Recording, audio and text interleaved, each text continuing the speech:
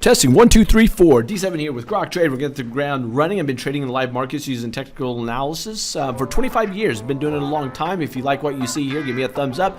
Let's get after it. Here we are. I'm here in beautiful Tampa, and it's raining behind me at the moment. We're taking a look at the markets. We're looking at the S&P 500 ETF called the Spider, and ever since Wednesday, we have been dropping. What happened Wednesday? Fitch came out and downgraded the U.S. and said, hey, we're not a AAA, we're a AA+. And that was no bueno for the markets, and this rising wedge came into fruition. We got a breakdown. Thursday, tried to bounce back. Friday, we actually rallied really high on the spiders, and then by day's end, we closed lower. All right, now this wasn't a surprise to any of us, because if you've been following us for any time at all, we've been saying, hey, we're going up, we're in a rising wedge, we have a bearish divergence. Look for this to break down at some point here, but could it keep going up into between these moving averages or these trend lines? 100% yes. Now, where we're at this moment is we're dropping down. RSI is at oversold territory. So could we get a bounce? 100%. If you look here at the MACD, coming down, we're down below zero, but you'll notice we went from red ticks to a pink tick. In other words, this could be ready to bounce. And we use the settings 5, 9, and 2, and you can see that over here to the left. But this is a nice bull pullback. We have major support here. Resistance, we broke resistance. We're nearing this area as support. I like to look over here at the NASDAQ and say, what's the NASDAQ doing? The tech stocks. We had this rising wedge. Wednesday, we broke down. Why? Because we said it. Fitch downgraded America. And rightfully so, guys. I mean, anytime you're dealing with the deficit like we're doing, what that we have here in the U.S., keep making, anytime you have the deficit where we just have expenditures out the wazoo and we have the debt that we're dealing with that is out of control, we should have a problem, and that should be an inflationary problem. And we started to have inflation tick higher, but now it's being tamed. Are we dealing with a house of cards at this moment? The answer is 100% yes. But if you look here at the Qs, Wednesday we broke down from the rising wedge. We had a bearish divergence. It wasn't a surprise to us. It did break down. We had hope that it could have kept going up higher, but it did break down Wednesday, Thursday, and then Friday. We are at a major area of support. See this? We had resistance here, resistance broken now as support. The question is, will that hold? On the MACD, we go from red. We had two pinks. This could be ready to go. RSI is at a buy area. So very interesting to see. It doesn't mean it can't keep going down. It absolutely can. And if we do go down Monday, look for it to continue down several more days to these other support levels. Russell's 2000 is relatively hanging in there. It didn't pull back near as much as what we're seeing on others. We're at a major support line coming over here. This is the 18 EMA that we're looking at. We had a higher swing highs, lower swing highs on the MACD. That's our bearish divergence, and it did start to drop here. We're still above the zero line, but we're at red. We went to a pink. Not quite at oversold area, but this thing could be ready to head back up. But how it ended on Friday, I'm just not holding my breath.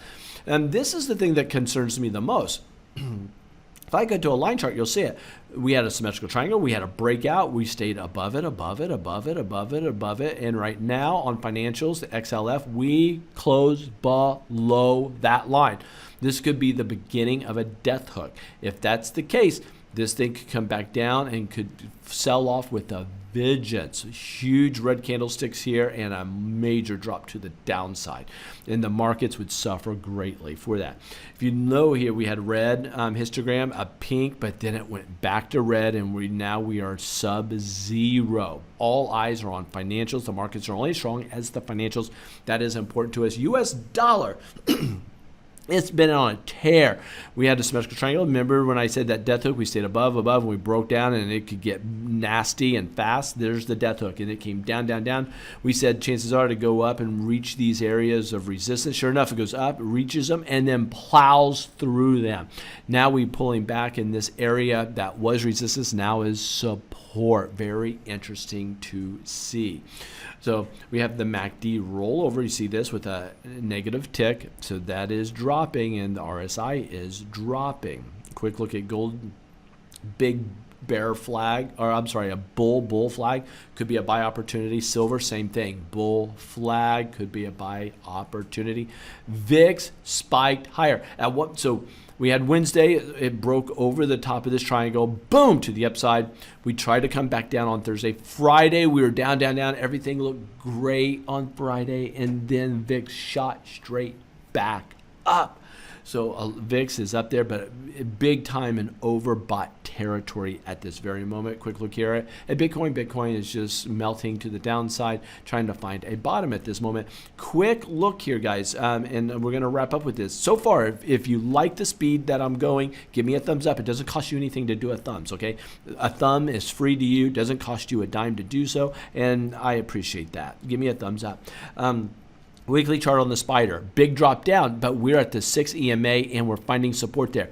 We have stayed above the 6 EMA since March 2023, guys. So a long time we've stayed above it. Can we stay above it now? We have a lower high, lower low, big candlestick to the downside, but we're still above the 6 EMA and the 8 EMA below it. That's what we're watching for. Can we bounce back up? That is, everyone's wondering that. MACD crossed over, got a big red tick, and RSI is dropping. Now, I'll say this, guys. RSI, you'll notice I have an RSI here. I got a moving average on the RSI. I look for the RSI to stay above this moving average. As long as it stays above that moving average, it is fine. But if it starts to cross below it, bad things can happen, okay? Qs. Same thing here. Boom. We ticked below that moving average. See that? We got down to the moving average on this red one, and then we bounced off of it, and we rallied straight up. You see that? So we don't like him dropping below this. We just poked our head below it on the Qs. So that's something we're watching. We closed slightly below the 6 EMA, still above the 8 EMA. So a lot of weakness on Friday. Small caps, Russells, which is the IWM. Is staying sideways. There's just no problem here. Yes, it's a bearish engulfing pattern. It is that, but we have a higher high for the day. So that's very interesting. Could this, and not a lot of sell volume, guys. XLF financials, very important. So we had a Thursday or Wednesday, it shot straight up, breaking this symmetrical triangle. So anytime you have financials breaking a symmetrical triangle on the weekly, that is huge. Not Thursday, guys. This is 3 weeks ago. This is a weekly chart. Sorry. We're looking at weekly charts here. I'm going too fast for my own good, okay? Weekly charts. So we popped up there. You can see that we got a lower high, lower low. So we have our first pivot candle after a shooting star. As long as we can stay above these moving averages and that trend line, all is well. So again, let me make sure I didn't misspeak. For the week, not on Friday, but for the week we're dropping, we got to stay above the weekly EMAs, okay? NASDAQ or the Qs, we got to stay above the weekly EMAs. Just make sure we're all there. But the financials look very, very good. US dollar, if you look at this, we're at a major resistance point. So we had this triangle. We broke down from it. We rallied back up. We tried to get back up here, but we closed right at it. I see the US dollar going down. If the US dollar does, in fact, go down, if it does, then what we'll see is the market should respond well to that. We have the US dollar, though, above the RSI moving average. We are sub-zero, but we have a green tick there. Can we get up above it? Something that we're looking at. Okay, gold on the weekly is heading down, breaking a support line. If I go to a line chart, not a line chart, see this? We did close below a trend line. That's no good on gold. I don't like that on the weekly. Silver is fine. We're in a symmetrical triangle, nearing area of support. Let's see what happens there. VIX on the weekly had a big step higher. Boom, to the upside. So can it come right back down? Because a lot of times you'll get these spikes and then they immediately come back down. You'll get this spike and then they come back down. So other spikes, once they spike, they just take off. They just keep going. So next week is very, very important to us. Now, 10-minute video so far. If you like what you like, great. And I want to do this. I want to quickly look this. This is extra bonus points. If you want me to look at Apple and stuff, and you want me to look at some of these tech stocks, give me a thumbs up if you like this. I really like the comments too. But by the way, I'm gonna go to the daily charts, not the weekly, on these guys. So let's go here. So we lost almost 5% on Friday. But guys, if you learn technical analysis, you watch this for any time at all. Watch this. We go up into a rising wedge here. Do you see this? These two blue lines, and we break it right down. We go down. Now that lower trend line acts as resistance, and when it drops here, we're able to plot another trend line. So guys, we knew we were in trouble back here on July 10th, 2023. That's where it kind of gave up the ghost. Now it did rally higher for several days after that, but the real damage happened on Wednesday. When Wednesday broke that trend line, you knew it was no bueno, time to get out. And then the earnings came out and just bled it out. So no good there. AMD though was up 2.3%. Doing very well after earnings, people digesting that earnings. Amazon up over 8%, guys, on earnings. Big pop to the upside, but you have a shooting star type of pattern here. And if you look at this thing could easily come back and fill that gap. It could do that. If you look at booking holdings here, guys, huge earnings, big pop, up nearly 8%. And GoPro down almost 10% today off of earnings, just very, very bad there. And as a rule of thumb, never hold over earnings. And everybody else is, Tesla. Quick look at Tesla, down below these moving averages, but no real sell-off. We're just churning and going sideways at oversold areas. Could be buy opportunities coming up. We have what looks to be a bullish divergence on the MACD. And that's where we're at. We have a class coming up. This is a 3-day class, Saturday, Sunday, Monday. If you want to join us on that, the only way to get information on that is to go into Grok Trade, which has been on our site here, and then go up to the mentorship and talk about our 3 days. It's online through Zoom. We were using Zoom before it became cool. But anyway, that's the long and short of it all. If you like the quick video with more information, give me a thumbs up and give me some feedback. I love the feedback. If you guys, as you know, I try to put a little heart on all your comments down below because I love reading them. What are your thoughts on the markets? What are your thoughts on the CPI, on inflation? What are your thoughts on our debt, our deficit? What are your thoughts when it comes to the economy? I'm really interested to hear your thoughts. Let's have some healthy, good dialogue. So take care, guys. Give me a thumbs up. We'll see you guys later. Bye.